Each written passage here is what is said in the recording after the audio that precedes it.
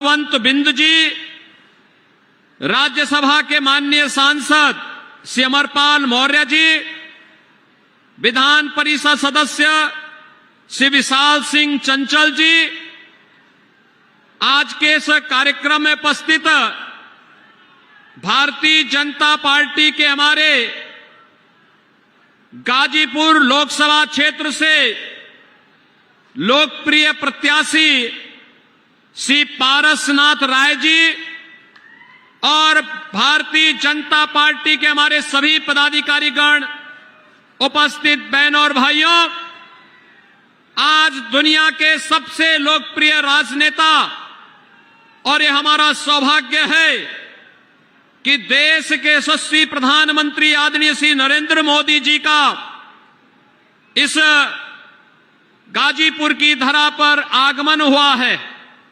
बहनों और भाइयों, आदरणीय प्रधानमंत्री जी का आगमन गाजीपुर में ये 5वीं बार हुआ है और जब इससे पहले प्रधानमंत्री जी आए हैं तो गाजीपुर को अपनी एक नई पहचान दिलाने के लिए जरूर आए हैं। याद करिए, कभी यहां पर महाराज सुहेलदेव के नाम पर नई ट्रेन सेवा प्रारंभ करने के लिए आदरणीय प्रधानमंत्री जी का आगमन होता है और कभी गाजीपुर में यहां पर महर्षि विश्वामित्र के नाम पर बने हुए मेडिकल कॉलेज के निर्माण और उसके उद्घाटन कार्यक्रम में आदरणीय प्रधानमंत्री जी का इस जनपद में आगमन होता है। और आज एक बार फिर से देश के अंदर, जो पूरे देश के अंदर आवाज है, देश के अंदर आम जन की जो भाव और भंगिमाएं हैं, इन सब को ध्यान में रख करके जब प्रधानमंत्री जी हमारे बीच में यहां पर आए हैं, इस अवसर पर जो देश की भावनाएं हैं, देश के अंदर 5 चरणों के चुनाव संपन्न हो चुके हैं।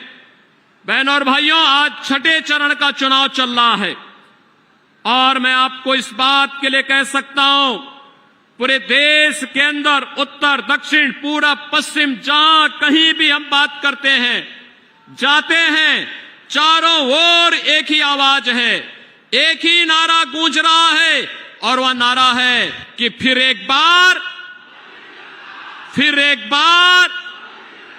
और अब की बार 400 पार। तो बहनों और भाइयों, 400 पार की बात जब आती है तो कांग्रेस और इंडी गठबंधन से जुड़े हुए सहयोगी दल, समाजवादी पार्टी हो या आरजेडी हो या फिर अन्य दल हैं, ये चारों खाने चित होते हुए दिखाई देते हैं, क्योंकि इन्हें तो 400 सीटों पर लड़ने का कभी सपना भी इन्होंने नहीं देखा। और भारतीय जनता पार्टी मोदी जी के नेतृत्व में अपनी उपलब्धियों को लेकर के, देश के लिए किए गए योगदान को ध्यान में रख करके हम जनता जनार्दन के आशीर्वाद से इस लक्ष्य को प्राप्त करने की ओर तेजी के साथ आगे बढ़े हैं। और उसी श्रृंखला में आज आदरणीय प्रधानमंत्री जी का आगमन गाजीपुर की इस धरा पर हुआ है। बहनों और भाइयों, हमने बदलते हुए भारत को देखा है। हमारी पीढ़ी का यह सौभाग्य है कि मोदी जी के नेतृत्व में हमने इस नए भारत का दर्शन किया है, जिस भारत का दुनिया के अंदर सम्मान बढ़ा है। याद करिए 2014 के पहले का भारत, याद करिए 2014 के पहले का भारत और आज 2024 में जहां हम खड़े हैं, जमीन और आसमान का अंतर आपको नजर आएगा। 2014 के पहले के भारत में अविश्वास का वातावरण था, दुनिया के अंदर पहचान का संकट था, दुनिया हमें सम्मान की निगाहों से नहीं देख रही थी। लेकिन आज जब 2024 में हम लोग हैं, आज बहनों और भाइयों, पहचान का संकट नहीं बल्कि पूरी दुनिया सम्मान की दृष्टि से भारत को देखती है। मोदी जी दुनिया के अंदर जहां कहीं भी जाते हैं, पूरी दुनिया पलक पावड़े बिछा करके, पूरा देश उनके स्वागत के लिए उमड़ता हुआ दिखाई देता है। ये सम्मान 140 करोड़ भारतीयों का सम्मान होता है। आज दुनिया के अंदर भारत के पासपोर्ट का सम्मान बढ़ा है। हर व्यक्ति लोगों से, कोई विदेशी पूछता है आप कहां से आए हैं? भारत से। अच्छा, मोदी के इंडिया से, मोदी के भारत से, यह प्रश्न वह जरूर बोलता है।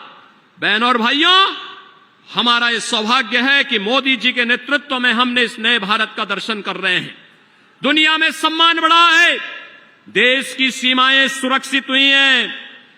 याद करिए, पहले घुसपैठ होती थी, आतंकी वारदातें होती थी। सुबह की शुरुआत एक नए घोटाले से, एक भ्रष्टाचार से, और सायकाल होते होते एक नया धमाका, आतंकी घटनाएं घटित होती थी। लेकिन आज आतंकी वारदात नहीं होती है। आज तो बहनों और भाइयों, कहीं जोर से पटाखा फट जाए तो पाकिस्तान पहले सफाई देते हुए बनता है, कहता साहब मेरा हाथ नहीं है, क्योंकि इसे मालूम है ये नया भारत है, छेड़ता नहीं है। लेकिन अगर कोई छेड़ता है तो फिर उसको छोड़ता भी नहीं है। और इसीलिए एक तरफ सुरक्षित भारत, आतंकवाद से मुक्त भारत, वही दो लड़कों की जोड़ी, फिर अनर्थकारी जोड़ी आ गई है। बहनों और भाइयों, ये समाजवादी पार्टी और कांग्रेस ने जब भी गठबंधन किया है, अनर्थ हुआ है। याद करिए, जब प्रदेश में समाजवादी पार्टी की सरकार थी और केंद्र में कांग्रेस की सरकार थी, तभी अयोध्या में राम जन्मभूमि पर आतंकी हमला हुआ था, काशी में संकट मोचन मंदिर पर हमला हुआ था, और तभी लखनऊ, वाराणसी और अयोध्या की कचहरियों पर भी हमला हुआ था। और जब समाजवादी पार्टी की सरकार फिर से प्रदेश में बनी थी और केंद्र में कांग्रेस की सरकार थी, तो समाजवादी पार्टी ने जो राम भक्तों पर गोली चलाती है, यह सरकार उस समय मुकदमों, आतंकवादियों के मुकदमों को भी वापस लेती है। लेकिन आज मोदी जी के नेतृत्व में भारत आतंकवाद और नक्सलवाद से मुक्त हुआ, और विकास की योजनाओं की तो कहने ही क्या है। आज हाईवे 4 लेन, 6 लेन, 12 लेन के हाईवे बन रहे हैं। गाजीपुर से पहले लखनऊ जाने के लिए हम लोगों को 8 घंटे लगते थे। आज बहनों और भाइयों, गाजीपुर से 3.5 घंटे में आप लखनऊ की दूरी पूर्वांचल एक्सप्रेसवे के माध्यम से पूरी कर सकते हैं। विकास का यह कार्य, रेलवे के नए नए मॉडल, वंदे भारत, अमृत भारत और नमो भारत के रूप में, अब मीटर गेज की स्पीड से नहीं, अब छुक छुक की स्पीड से नहीं, अब बुलेट की स्पीड से बढ़ते हुए भारत की नई कहानी को कह रहा है। बहनों और भाइयों, AIIMS, IIT, IIM, NIT, triple IT, world class university का एक सौगात, और 1 डिस्ट्रिक्ट 1 मेडिकल कॉलेज में, आपके गाजीपुर में कोई कल्पना करता था मेडिकल कॉलेज होगा? आज तो गाजीपुर का अपना मेडिकल कॉलेज है। हम सबको गौरव की अनुभूति आज इस पर करनी चाहिए। बहनों और भाइयों, यही गंगा मैया बगल से बह रही है। प्रधानमंत्री मोदी जी जब काशी से चुनाव लड़ने के लिए आए, तो उस समय मोदी जी ने कहा था, मैं आया नहीं हूं, ना मुझे किसी ने बुलाया है, मुझे तो मां गंगा ने यहां पर सेवा का एक अवसर दिया है। और अविरलता और गंगा, आज आप देखेंगे गंगा की अविरलता और निर्मलता हम सबके लिए एक मानक बना हुआ है।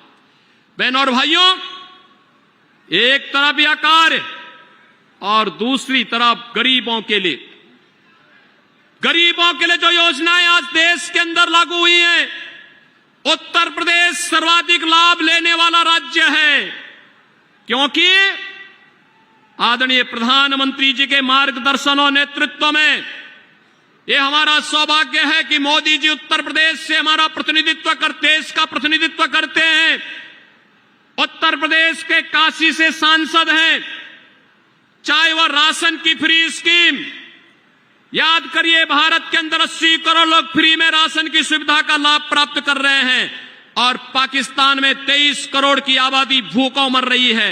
जितनी पाकिस्तान की आबादी है उससे बड़ी आबादी पिछले 10 वर्ष में भारत के अंदर गरीबी रेखा के उबर करके खुशहाल जीवन जी रही है।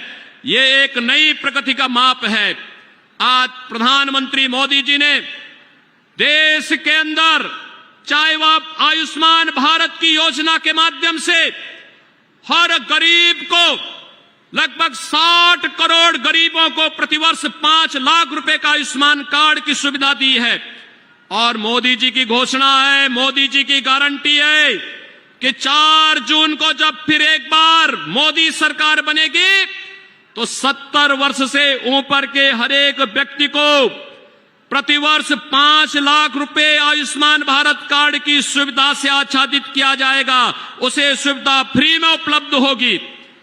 बहनों और भाइयों, किसानों को किसान सम्मान निधि, हर गरीब के घर में शौचालय या फिर उज्ज्वला योजना का कनेक्शन, 10 करोड़ लोगों को उज्ज्वला योजना का कनेक्शन भी मिला है। और उत्तर प्रदेश में तो होली और दीपावली को एक एक भरा हुआ सिलेंडर भी इन परिवारों को उपलब्ध हो रहा है। बहनों और भाइयों, 10 वर्ष में 4 करोड़ से अधिक लोगों को, गरीबों को मकान मिला है। तो मोदी जी की गारंटी है कि अगले 5 वर्ष में बाकी बचे हुए गरीब जिसके पास अपना मकान नहीं, उनको सिर ढकने के लिए एक एक आवास भी पीएम आवास योजना के अंतर्गत देंगे।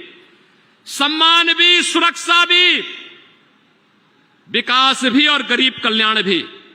और बहनों और भाइयों, विरासत का सम्मान भी। अयोध्या में रामलला का भव्य मंदिर, 500 वर्षों के बाद अयोध्या में रामलला फिर से विराजमान हुए हैं।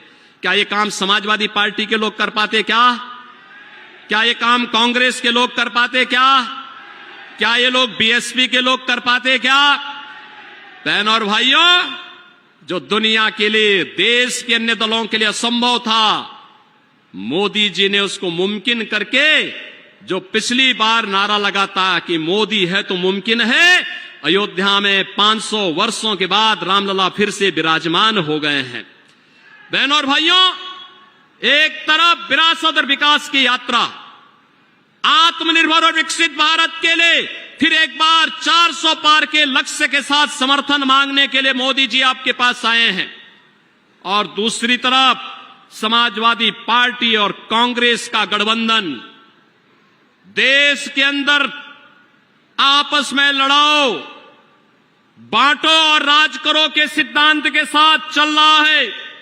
पहले जाति, पहले देश को बांटा, फिर क्षेत्र और भाषा के आधार पर विभाजन किया और अब जाति जाति में लड़ाने का कार्य करने के लिए लोग फिर से आए हैं। बहनों और भाइयों, मैं आपसे कहना चाहूंगा, इनकी घोषणा पत्र में जो बातें कही गई हैं और इनके सहयोगी दल जो बातें देश के अंदर कर रहे हैं, पश्चिमी बंगाल में संतों के खिलाफ रामकृष्ण मिशन, स्वामी विवेकानंद ने जिस मिशन की स्थापना अपने पूज्य गुरुदेव परमाध्यात्मिक संत परमहंस रामकृष्ण परमहंस जी के नाम पर किया था, आज उन्हें वहां की कांग्रेस गठबंधन का एक सहयोगी उन संतों को धमकी दे रहे हैं। भारत सेवाश्रम संघ के संतों को धमकी दे रहे हैं। ऐसे लगता है जैसे रावण राज हो गया हो, फिर से ये धमकी देंगे, संतों को जीना हराम कर देंगे। इस प्रकार की स्थिति पैदा करने का प्रयास हो रहा है। ये लोग अपने घोषणा पत्र में जिस प्रकार की बातें कर रहे हैं, अनुसूचित जाति, जनजाति और पिछड़ी जाति के आरक्षण को हड़पना चाहते हैं, लोगों के हकों पर भारत के विभाजन को फिर से तैयार करना चाहते हैं, पर्सनल लॉ लागू करके बेटी को स्कूल जाने से वंचित करना चाहते हैं, महिलाओं को बाजार जाने से रोकना चाहते हैं, उनको फिर से बुर्का पहनने के लिए मजबूर करना चाहते हैं। क्या भारत बाबा साहब भीमराव अंबेडकर के संविधान से चलेगा या किसी सरिया कानून से चलेगा? बहनों और भाइयों, प्रधानमंत्री मोदी जी की गारंटी है, भारत बाबा साहब भीमराव अंबेडकर के बनाए हुए संविधान से ही चलेगा। भारत में कोई सरिया कानून लागू नहीं होगा, पर्सनल कानून लागू नहीं होगा। उन मूल्यों के लिए, बाबा साहब भीमराव अंबेडकर के सिद्धांतों के लिए ही मोदी जी ने पंचतीर्थ की स्थापना की।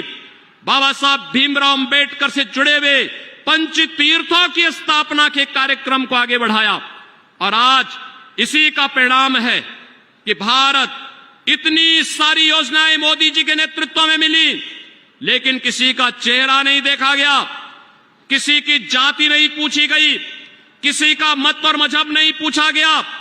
योजना का लाभ सबका साथ और सबके विकास के भाव के साथ पूरे समाज को दिया गया। लेकिन सपा और कांग्रेस के समय में चेहरा देख करके योजनाएं दी जाती थी, वर्ग विशेष के तुष्टीकरण के लिए योजनाएं बनती थी, बेटी और व्यापारी सुरक्षित नहीं थी, और गाजीपुर तो इसका जीता जागता उदाहरण था। बहनों और भाइयों, गाजीपुर हो या आजमगढ़, मऊ हो या फिर आसपास के जनपद, ये सब भय और आतंक के साये में जीते थे। लेकिन आज आपका आशीर्वाद भारतीय जनता पार्टी के साथ मिला तो बहनों और भाइयों, अगर अयोध्या में रामलला विराजमान हुए हैं तो बड़े बड़े माफियाओं का राम नाम सत्य है भी हुआ है। और इसीलिए हम लोग आए हैं आपसे कहने के लिए, बेटी और व्यापारी की सुरक्षा हो या फिर समाज को एक संतुलित विकास के मार्ग पर आगे बढ़ा करके आत्मनिर्भर और विकसित भारत की इस परिकल्पना को साकार करने के लिए पूरे देश का जो नारा है, पूरे देश का जो स्वर है, वह हमें फिर से एक बार जो नारा है कि अब की बार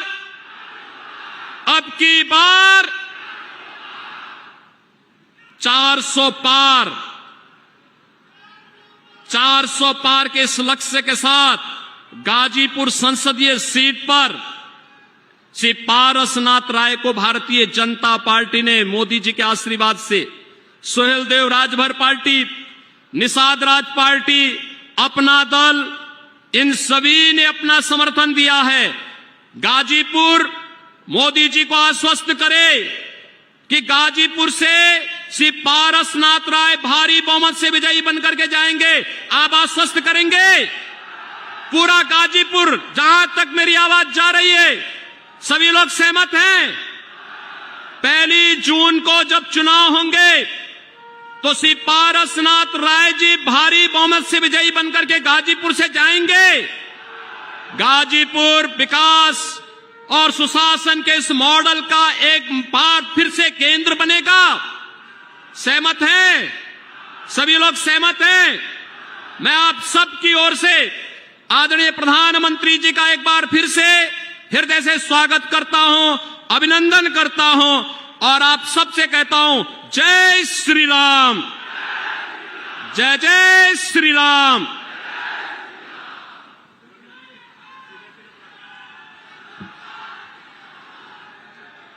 अब वो समय आ गया है जिसका सुबह आप 11 बजे से इंतजार कर रहे हैं इस पंडाल में बैठ के।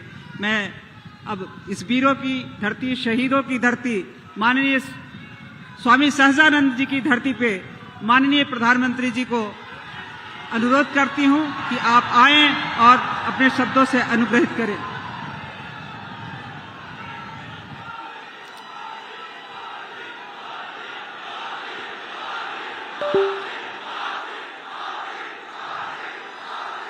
भारत माता की, भारत माता की।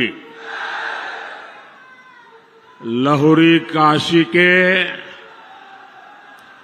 पावन धरती पर आप सब गाजीपुर के लोगन के हमार प्रणाम बा।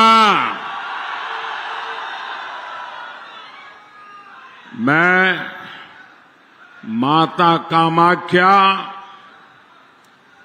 और महाहर धाम को प्रणाम करता हूं। बनारस वालों के लिए तो गाजीपुर आना ऐसा ही है जैसे बगल के मोहल्ले में आ गए। बनारस वाले अगर गाजीपुर आए जालन और केहू फोन करे तो कहलन, अरे यहीं घरे में है बतवा। इसलिए मैं भी गाजीपुर प्रचार करने नहीं आया हूं, अपनी माताओं बहनों का और आप सबका आशीर्वाद लेने आया हूं। और ये जनसमूह, ये जोश पूरे यूपी के साथ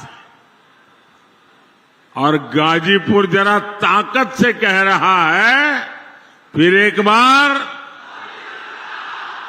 बार साथियों, हमारे गाजीपुर का सामर्थ्य क्या है, ये इतिहासकारों से ज्यादा देश की सीमाओं को पता है। ये पराक्रम और शौर्य की गाथाएं बताती है। डॉक्टर शिवपूजन राय, भागवत मिश्रा और मैगर सिंह जैसे सेनानी,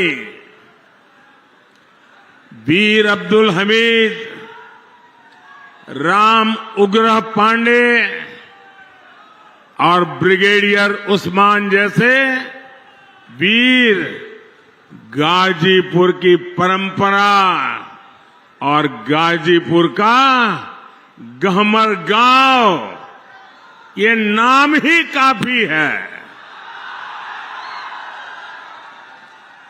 हर घर से जहां जांबाज निकलते हो, ये गौरव गाजीपुर के अलावा और किसे मिला होगा क्या? पूरा देश इस मिट्टी का ऋणी है। भाइयों और बहनों, मुझे आपके बीच कई बार आने का अवसर मिला है, चाहे संगठन का काम करता था, या चाहे गुजरात का मुख्यमंत्री था, या लोकसभा में चुनाव का समय हो, विकास के काम हो। मैं जब भी गाजीपुर आता हूं तो मुझे एक पुराना प्रसंग बार बार याद आता है। ये प्रसंग इस बात का गवाह है कि कैसे इंडी वालों ने गाजीपुर के साथ विश्वासघात किया। आजादी के बाद कांग्रेस ने कसम खा ली थी कि इस क्षेत्र का विकास नहीं करेगी। यहां के लोग गरीबी में घुट घुट कर जीने को मजबूर रहे।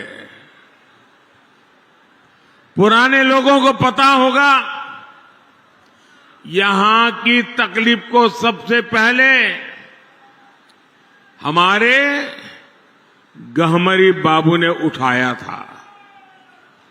उन्होंने पार्लियामेंट में नेहरू जी को यहां की स्थिति बताई और आंख में आंसू के साथ बाबूजी ने कहा कि कैसे यहां के लोग जानवरों के गोबर से गेहूं बीन करके खाते थे, लेकिन कांग्रेस पार्टी ने क्या किया?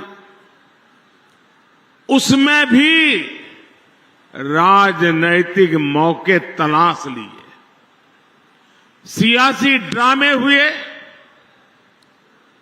लोगों की आंख में धूल झोंकने के लिए पटेल आयोग बना, रिपोर्ट आई, फिर फाइल धूल फांकने के लिए छोड़ दी गई। साथियों, आज मुझे कितना संतोष होता है कि हमारी सरकार हर गरीब को मुफ्त राशन दे रही है। कोरोना के इतने बड़े संकट में भी सरकार ने गरीब को भूखे नहीं सोने दिया। गरीब के घर का चूल्हा बुझने नहीं दिया। मुफ्त राशन की योजना पर आज मोदी लाखों करोड़ रुपए खर्च कर रहा है। किसके लिए? ताकि आज फिर किसी गरीब को वो परेशानी ना उठानी पड़े जो उसने कांग्रेस सपा के राज में उठाई है।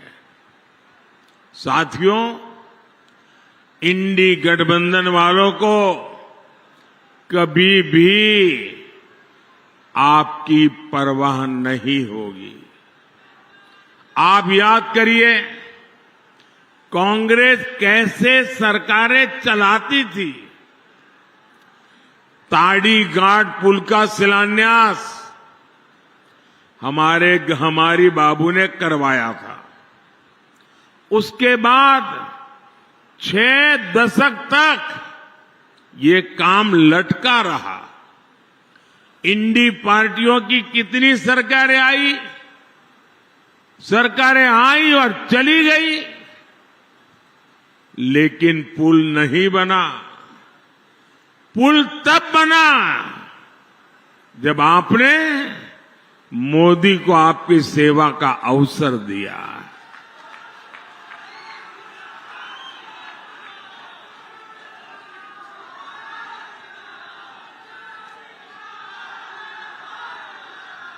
और ये मेरा सौभाग्य था कि बाबूजी का जो सपना था वो मैंने यहां आकर के इसका उद्घाटन करने का सौभाग्य मुझे मिला। साथियों, काम लटकाने और हक मारने में तो कांग्रेस को महारत हासिल है। इन्होंने हमारे सेना के वीर जवानों को 1 रैंक 1 पेंशन तक नहीं मिलने दी थी। 1 रैंक 1 पेंशन तब लागू हुई जब मोदी आया और कांग्रेस ने हमारे सेना के जवानों के साथ उनकी तपस्या का कैसे मखौल उड़ाया था, उनकी आंखों में कैसे धूल झोंकी थी, उनको मूर्ख बनाने का भरपूर प्रयास किया था।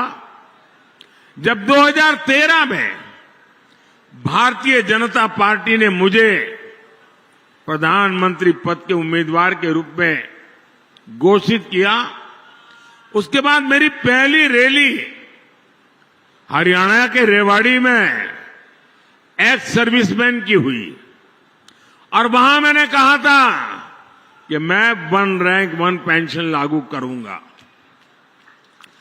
कांग्रेस वाले घबरा गए, ये मोदी ने घोषणा कर दी, अब करे क्या? तो उन्होंने आनन फानन में हरेक की आंख में धूल झांक करके बजट में 500 करोड़ रुपया डाल दिया और लिख लिया ओआरओपी करेंगे। और फिर देश भर में एक्स सर्विसमैन के सम्मेलन किए। शाहजादे वहां जाकर के नाच रहे थे कि ओआरओपी ओआरओपी ओआरओपी। जब आपने मुझे प्रधानमंत्री के रूप में सेवा करने का अवसर दिया और मैंने पहले ही काम खोला। मैंने कहा लाओ भाई क्या हुआ। मैं चौंक गया। 21वीं सदी में आज कम्युनिकेशन का इतना बड़ा जमाना, पढ़े लिखे नौजवान, इन्होंने कैसे सेना के साथ गद्दारी की थी। उन्होंने 500 करोड़ रुपया लिख करके 1 रैंक 1 पेंशन टोकनिज्म किया। मैंने कहा नहीं, मैं तो 1 रैंक 1 पेंशन लागू करना चाहता हूं। भाइयों बहनों, आप जान करके हैरान हो जाएंगे। 1 रैंक 1 पेंशन लागू करने में, ओआरओपी लागू करने में अब तक 1.25 लाख करोड़ रुपया पूर्व सैनिकों को खाते में जमा करा दिए गए। अब कोई मुझे बताए भाई, 1.25 लाख करोड़ की जरूरत, उसके सामने 500 करोड़ का ड्रामा, ये धोखा है कि नहीं है? ये धोखा है कि नहीं है? ये बेईमानी है कि नहीं है? ये पूर्व सैनिकों का अपमान है कि नहीं है? साथियों, गाजीपुर हो, यूपी हो या पूरा देश हो, परिवारवादी पार्टियों के नेता अपने परिवार के लिए महल पे महल बनाते चले गए, लेकिन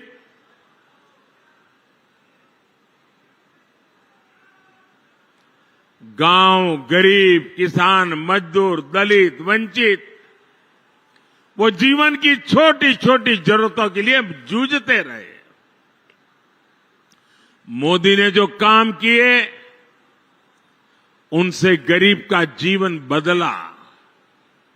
सिर्फ 10 साल में 25 करोड़ लोग गरीबी से बाहर निकले हैं। ये कैसे हुआ? 25 करोड़ लोग 10 साल में गरीबी से बाहर निकले, कैसे हुआ? मैं आपसे पूछना चाहता हूं, कैसे हुआ?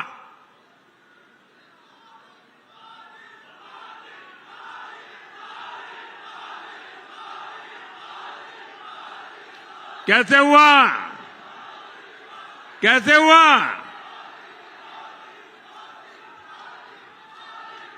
ये मोदी के कारण नहीं, ये आपके एक वोट की ताकत है, जिसके कारण 25 करोड़ लोग गरीबी से बाहर निकले।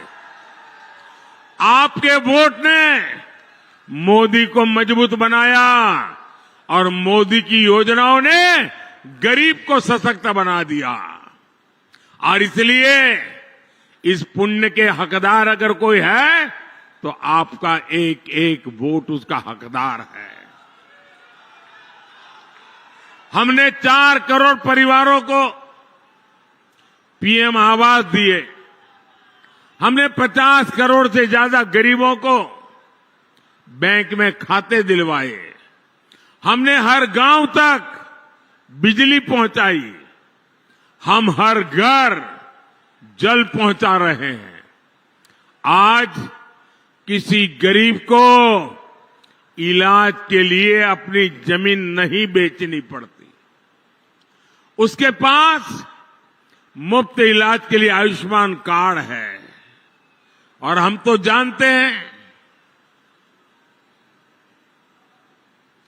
मैं तो गरीबी से निकला हूं, मैं गरीबी को जिया हूं, गरीबों के बीच में पला बड़ा हूं, और इसलिए मैं अपने जीवन को आंखों के सामने जो चीजें देखी थी, आज भी अगर कोई गरीब मां बीमार हो जाती है तो परिवार में किसी को भी पता नहीं चलने देती कि उसे दर्द हो रहा है, पीड़ा हो रही है।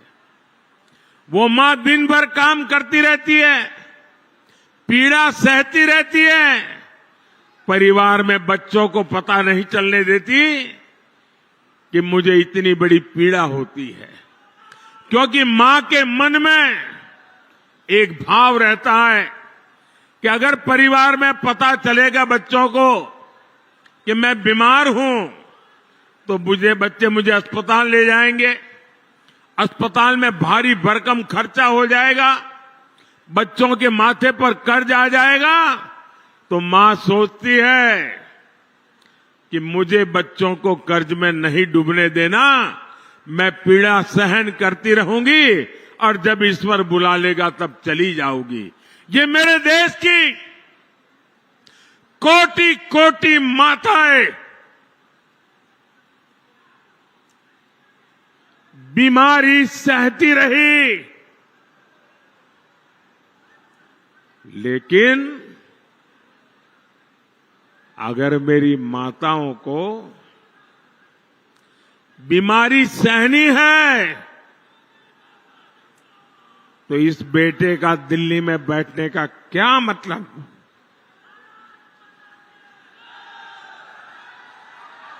और इसलिए आपके इस बेटे ने तय किया कि अब गरीब को बीमारी में इलाज की जिम्मेदारी मोदी उठाएगा। आज आयुष्मान योजना करोड़ों परिवारों को मुसीबत में अनेक प्रकार की सुविधाएं देता है। और भाइयों बहनों, मैंने एक और गारंटी लेकर के आया हूं। अब मैंने तय किया है कि आपके परिवार में जो 70 साल से ऊपर की आयु के बुजुर्ग हैं, और आजकल हर परिवार में पिता, माता, दादा, दादी, नाना, नानी, काका, काकी ऐसे बुजुर्ग होते ही होते हैं, और 70 साल के बाद एक आध बीमारी तो आ ही जाती है, दवाई का खर्चा भी हो जाता है। और जो बेटा बेटी कमाते हैं उनके सामने एक तरफ खुद के बच्चों को आगे बढ़ाने का काम रहता है, रोजमर्रा की जिंदगी चलानी होती है, और ऊपर से अपने परिवार के बुजुर्गों को संभालना होता है। लेकिन बीमारी आ जाए तो पूरा ध्यान बीमारी में लग जाता है, और जो कमाने वाले बेटे बेटी हैं उन पर बहुत बोझ पड़ जाता है। तो मोदी ने गारंटी दी है, अब किसी कमाने वाले बेटे बेटी पर ये बोझ मैं नहीं पड़ने दूंगा। आपके परिवार के 70 साल से ऊपर के लोगों का बीमारी में इलाज, इसकी जिम्मेवारी अब मोदी उठाएगा।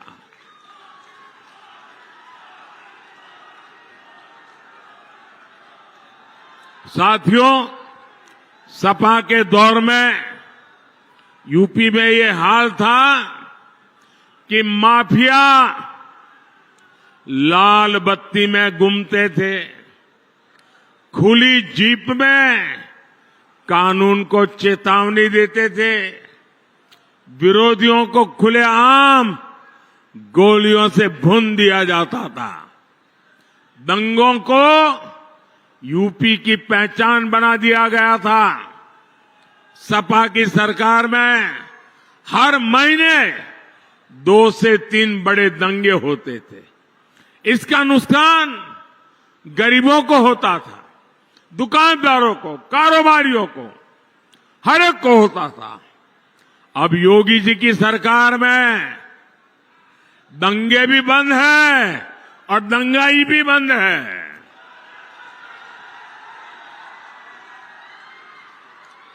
साथियों, वोट के लिए, सत्ता के लिए सपा कांग्रेस वाले कुछ भी कर सकते हैं। सपा के शहजादे ने कभी कहा था कि माफिया की एंट्री पर रोक लगाएंगे, और फिर वो माफिया के चरणों में ही जाकर के बैठ गए।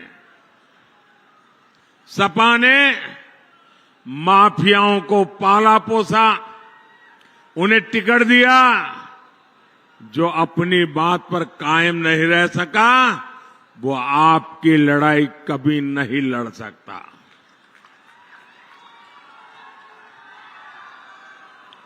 साथियों, इंडी गठबंधन में जितनी पार्टियां हैं, ये इंडी गठबंधन वाली जितनी पार्टियां हैं ना, उन सब में कुछ अवगुण कॉमन है, उनकी पहचान है। एक, इंडी गठबंधन वाली सभी पार्टियां गौर सांप्रदायिक है। दूसरा, वे गौर जातिवादी है। तीसरा, वे गौर परिवारवादी है। इन लोगों ने हमेशा देश में दलितों, पिछड़ों को आगे बढ़ने से रोका। आप याद करिए, देश में बाबा साहब अम्बेडकर का अपमान किसने किया था? उन्हें षड्यंत्र करके चुनाव किसने हराया था? कांग्रेस पार्टी ने। बाबा साहब को भारत रत्न किसने नहीं मिलने दिया? कांग्रेस पार्टी ने। इन लोगों ने एक दलित के बेटे रामनाथ कोविंद को जी अपमान किया। एक आदिवासी महिला को राष्ट्रपति चुनाव हराने के लिए पूरा इंडी गठबंधन इकट्ठा हो गया। और यही वो लोग हैं जिन्होंने राजा सोहेलदेव जैसे महान वीर का कभी सम्मान नहीं होने दिया।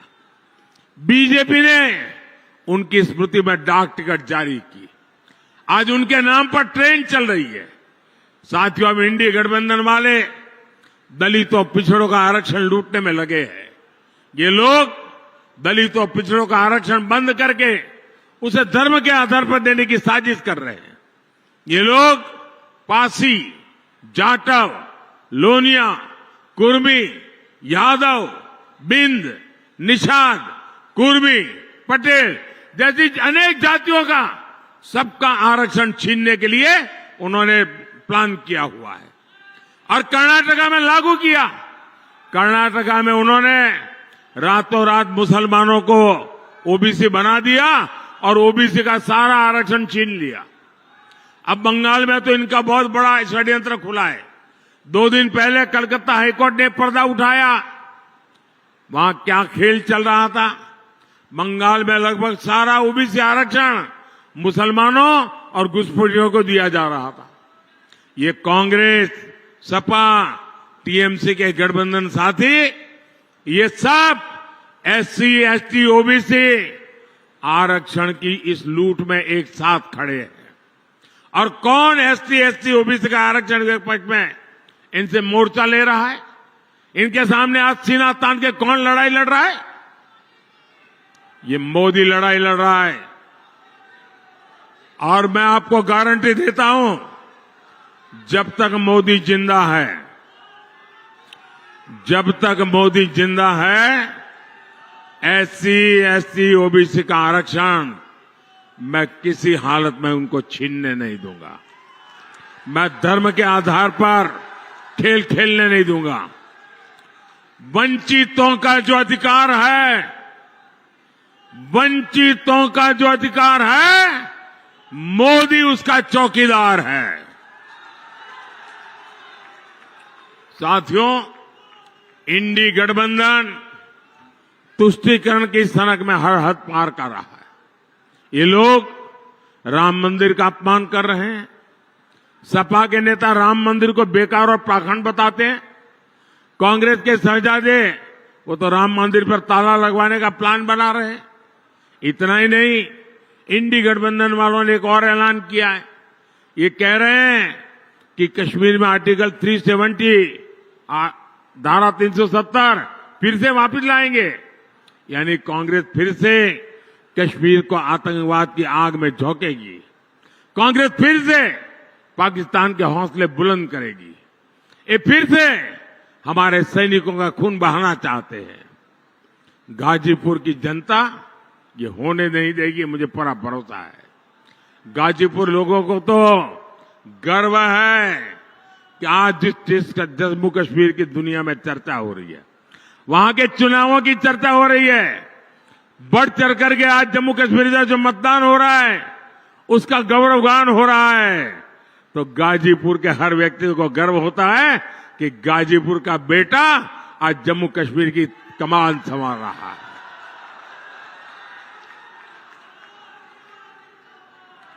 कश्मीर के लोग भी देख रहे हैं विकास कैसे होता है। अब कश्मीर में भी लोग गाजीपुर का नाम जान गए हैं। साथियों, गाजीपुर ने देखा है कमल खिलता है तो विकास की खुशबू कैसे फैलती है।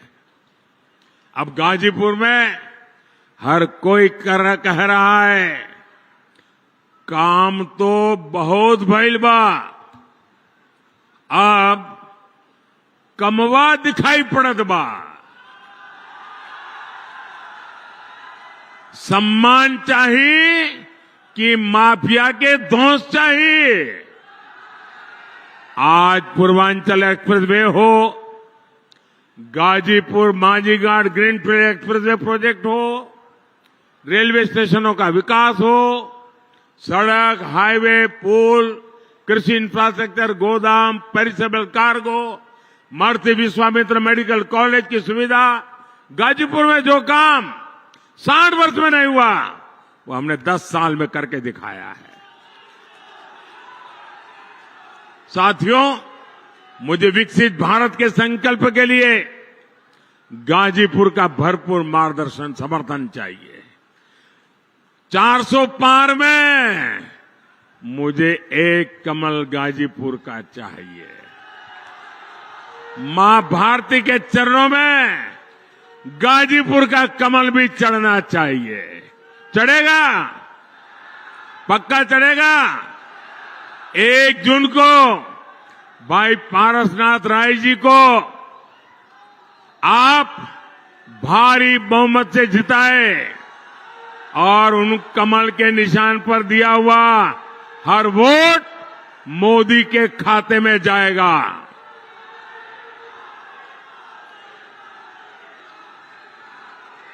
ज्यादा से ज्यादा मतदान कराएंगे, हर पोलिंग बूथ जिताएंगे। अच्छा, मेरा एक काम करेंगे,